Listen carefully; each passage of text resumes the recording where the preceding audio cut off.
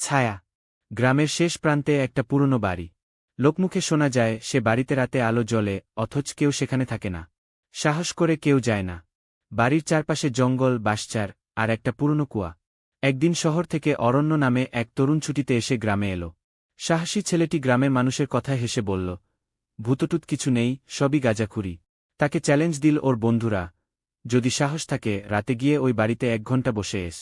অরণ্য রাজি হয়ে গেল। রাত 10টায় একটা টর্চ, একটা জলভর্তি বোতল আর মোবাইল হাতে নিয়ে বাড়ির দিকে রওনা দিল সে। চারপাশ নির্বোণ, মাঝে মাঝে ঝিঝি পোকার ডাক। বাড়ির সামনে পৌঁছে একটু থমকে দাঁড়াল, তারপর দরজা ঠেলে ভেতরে ঢুকল। বাড়িটার ভেতরে ধুলো আর জাল।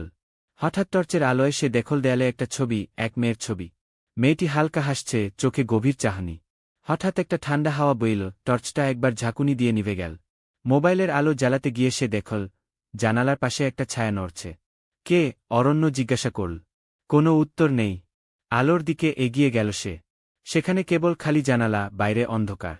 হঠাৎ কেউ যেন পেছন থেকে কাঁধে হাত রাখল। চমকে পিছন ফিরতেই সে দেখল মেয়েটি। ছবির সেই মেয়ে। সে বলল, তুমি ভয় পাবে না, আমি এখানে অপেক্ষা করছি অনেক দিন। অরণ্য কাঁপতে কাঁপতে বলল, কে তুমি? মেয়েটি হেসে বলল, আমি ছিলাম এই বাড়ির বাসিন্দা। সবাই চলে গেছে, আমিই রয়ে গেছি। তারপর হঠাৎ করেই ঘরটা ফাঁকা হয়ে গেল। না মেয়ে, না ছায়া। অরণ্য দেখল সে একা। পরদিন সকালে গ্রামের লোকেরা দেখল অরণ্য বাড়ির সামনে বসে আছে, স্তব্ধ, কিছু বলছে না। তাদের কেউ জানে না সে রাতে তার কি হয়েছিল। অরণ্য আর কখনো সে বাড়ির কথা বলেনি।